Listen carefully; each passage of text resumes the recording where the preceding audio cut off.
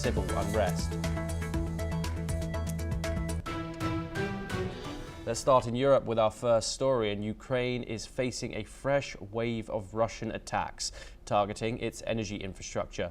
Kyiv's energy minister confirmed massive strikes that caused emergency power outages across several regions.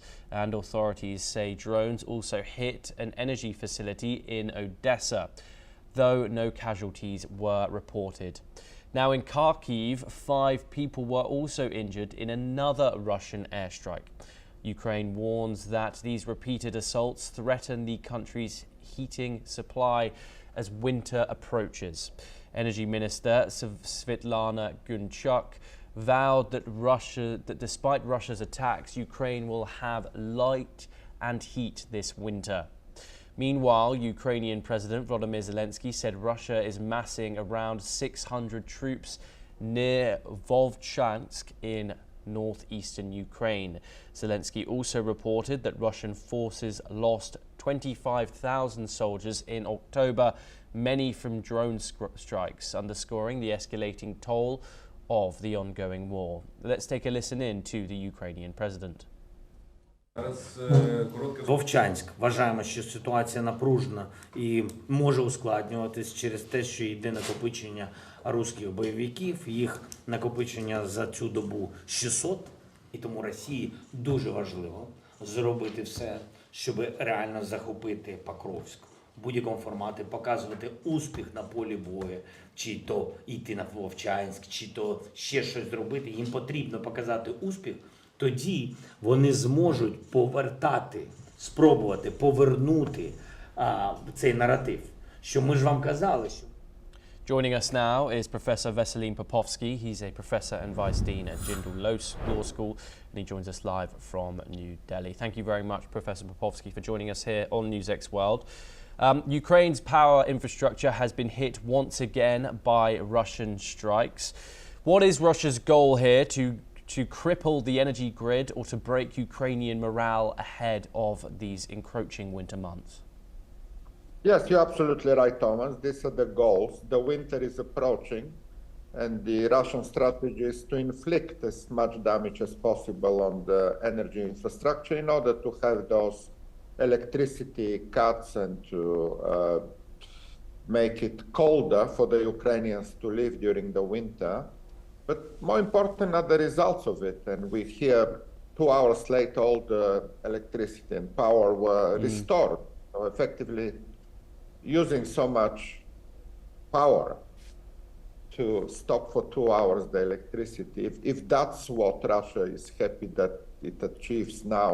But it also shows that Ukrainians have a much better defense systems against those drones that may hit electricity infrastructure. Yes, we see this for all 3 years.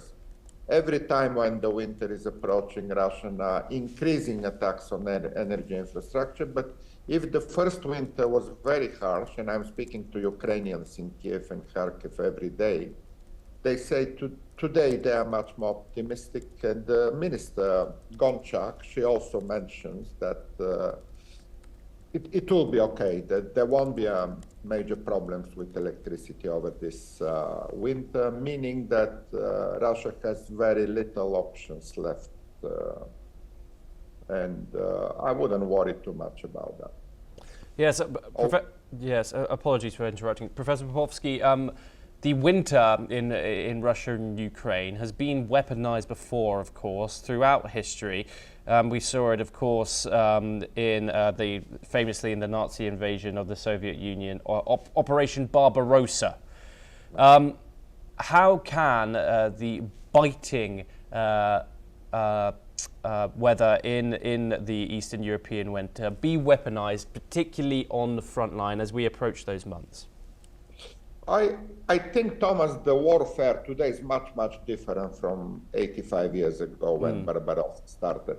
It's very much hits by rockets, by drones. What Russia can do is exactly to hit some electricity. They are not advancing at all on the battlefield. For months and months, we hear basically the same news, that they captured Pokrovsk.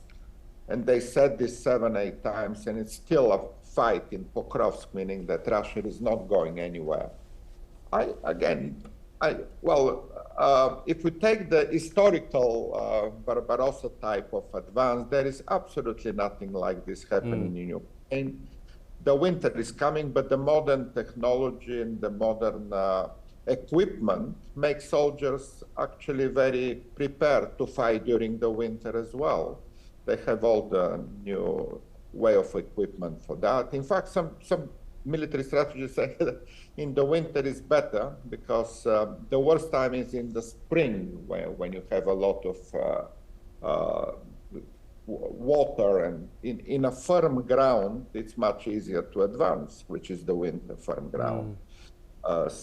Again, already those factors, winter, summer, don't play much role when the modern warfare is very much drones, very much intelligence, very much different from what it used to be.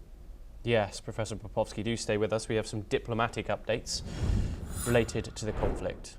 And President Trump has expressed his optimism about the end of the war in Ukraine, saying the hostilities will cease in the not-too-distant future.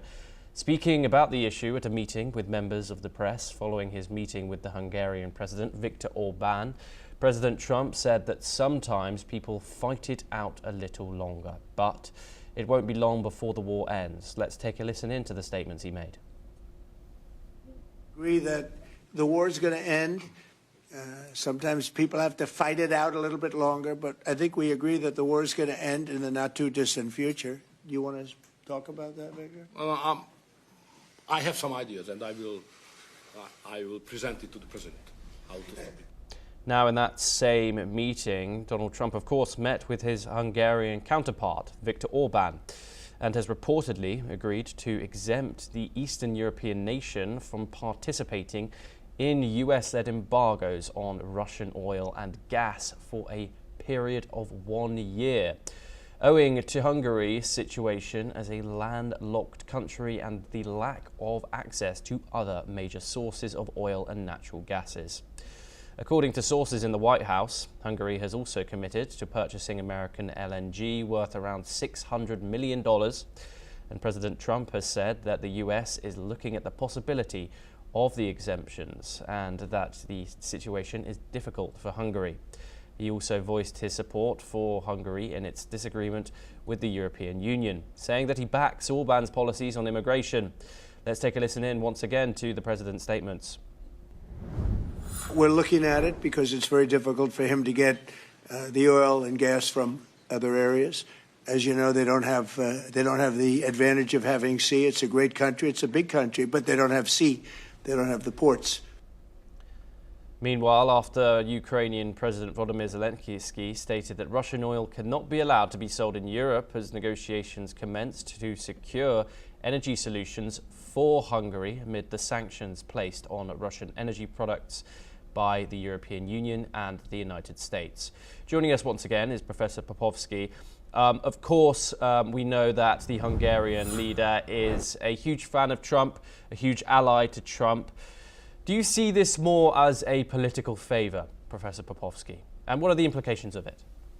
Yes, it is a political favor, but also economic favor. We know that Viktor Orbán is a very corrupted leader, similar to Donald Trump. They are very similar in their nationalistic talk, in their pro-Russian talks, and obviously they have absolutely no morals, both of them. So that's why it sounds very similar, and they are friendly, they are meeting, they are promising some relief of the oil sanctions. Once those two leaders meet, that's what can be always expected. People without morals, without any ethical consideration will do exactly that. And it's nothing significant. Yes, it's true. Hungary is cut from oceans and sea. But the effect of that, Hungary buys some Russian oil, but that's not into the quantity of what China and India buy from Russia. All right, they might have some relief from United States. And we see also the counter favor. So there is always a bargain, which is that Hungary promised to buy more American oil. 6 were announced as a number. Exactly. These are dirty deals between two immoral leaders, and that's how I will simply qualify that, without much actually impact on the war in Ukraine. So these are empty talks, and we don't know what happened next week. Every week, Donald Trump meets another leader and he announces something in one way, and then next week it will be in the other way. So I wouldn't project much beautiful future for Hungary here. Hungary should worry more about what European Union and NATO Yes. in September. That's why Hungary needs to focus on it. Being isolated in European Union is much bigger damage economically and politically for Hungary, rather than a few good words they hear from the White House. Yeah, that's exactly what I wanted to focus on next. Of course, Hungary is an outlier when it comes to NATO and the European Union, particularly, of course, under Viktor Orban's leadership. How could this sanctions exemption affect unity within NATO and the EU's sanctions framework and, of course, its unity as a whole? Not much again. European Union and NATO are very united, and in fact, Vladimir Putin made them very united over the last 4 years. Never before they were much more disunited before the war in Ukraine. So European Union and NATO are acting together, doing the right things, and Hungary is much more isolated in both those organizations. So for that matter, exactly, there is not much impact of this announcement in the White House. European Union is strengthening its own security, but also imposing more sanctions on Russia, giving more support to Ukraine, and isolating those outliers like Hungary and Slovakia. And it's only Hungary and Slovakia. The rest of the European Union is absolutely very firm in their policy to Russia, to the sanctions and oil embargo and every other embargo, and freezing the Russian assets, supporting Ukraine with financial, with military means and everything else.